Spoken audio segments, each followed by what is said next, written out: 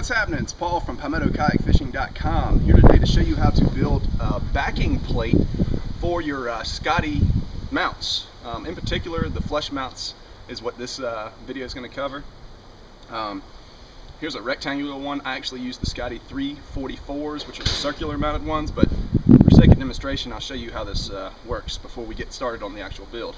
If you're not familiar with these, basically if my hand's the deck of the kayak, you drop this in, you drill a hole, drop this in, and you've got 4 mounting points for your screws or your pop rivets.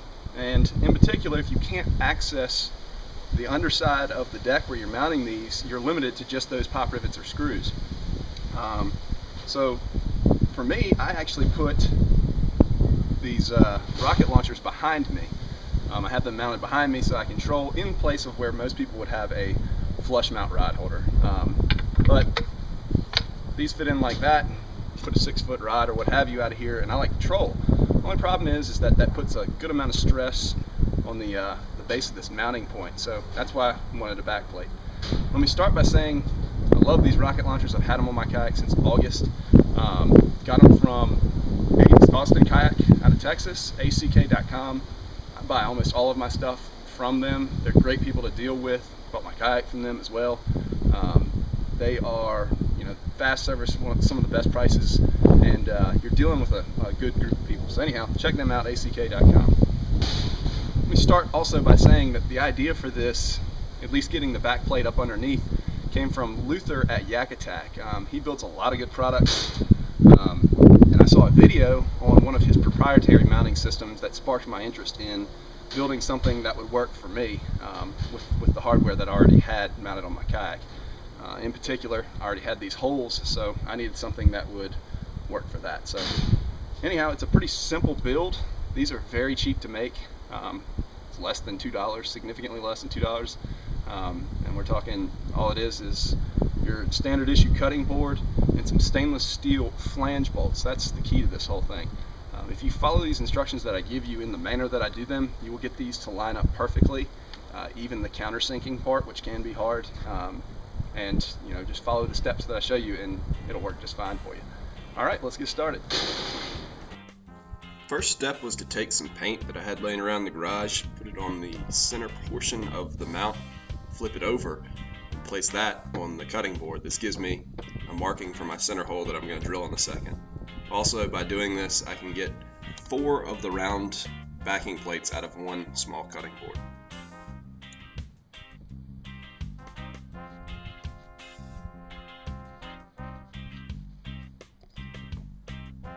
The next step is to use a 1.5-inch diameter hole saw to drill out the center hole for your backing plate.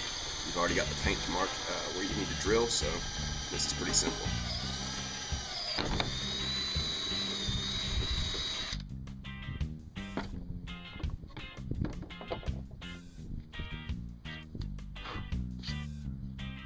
I've installed the Scotty round mount, and what I'm going to do now is drill the pilot holes for where the bolts are going to go. I'm using a 7/32 drill bit. That's real important. You want it to be almost exactly the same diameter as the pre-drilled holes in the Scotty mount. This makes for perfect alignment.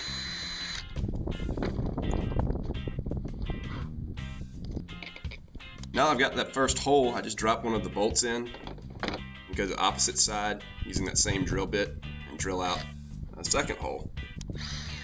This is going to make everything align really well. Pick up another bolt, make sure you drop the first one. Grab another one, put it in the hole, and that really kind of holds everything in place.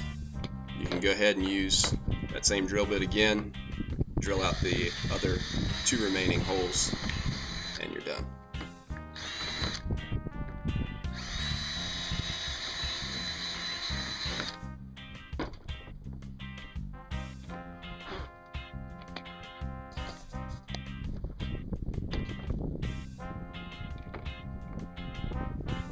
I've dropped in the remaining bolts, so the Scotty mount's pretty tight in there, it's not moving anywhere. Now I'll just take a fine point Sharpie and run around the outside. This is going to give me my guideline for when I use the jigsaw to cut out the round backing plate.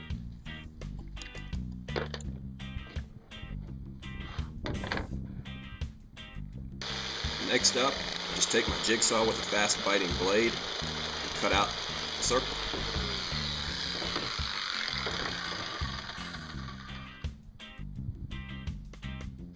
I took my belt sander and put it on its side and just clamped it to this board and used it to clean up the outside edge down to the line that I drew. You don't really have to do this, so nobody's going to see the back of it, but it does make it look nice. Next up, take an 11/32 drill bit, go through about half the diameter of the cutting board as shown. This is going to give you a hole that you can drive the flange nut down into, and it'll lock in place.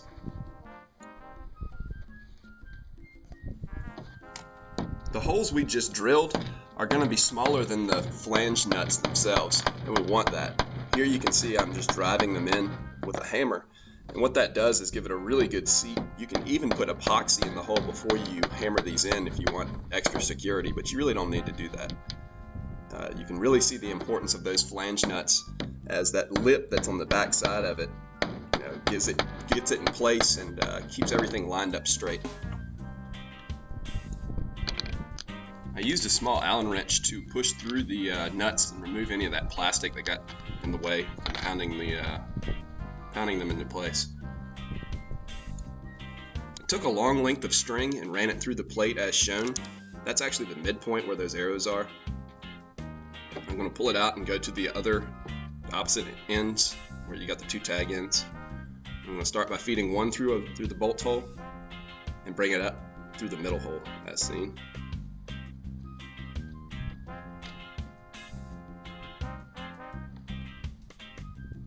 And I'll do the same thing with the other one, going on the opposite side.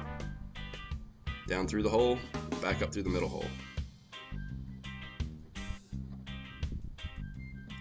Now I've got something that I can use to pull the plate into place. I took the thin PVC pipe, I think it's CPVC. It's very bendable, put some tape on the end, and I'm just taping the tag ends to that pole. And then insert the pole down in the center hole, and it will bend, and I can slide it right on up to where I can reach it at that center hatch. Once I feel it, just grab the string, yank it off the tape, I'm ready to go. And then I can just yank the PVC pipe out of the way. Now I'm feeding the tag ends through the plate that we built, making sure that the flange is on the back side. Once I have these fed through, again doing them on opposite sides, I took some cardboard and just wrapped it around to hold it there pretty tight, but also so I could yank it loose later. You can see the plate here, put some goop in place.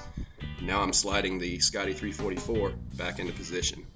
With my left hand, I'm keeping tension on that backing plate, and with my right hand, I'm just threading the bolts into the nut.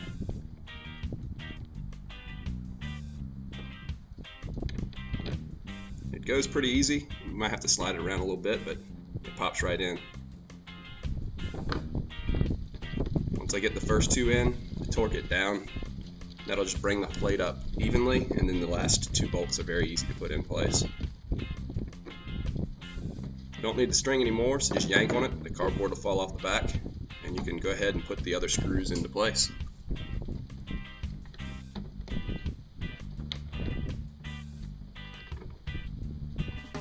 And here's the finished product with the rocket launcher.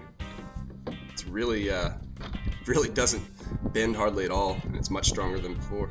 Thanks for watching.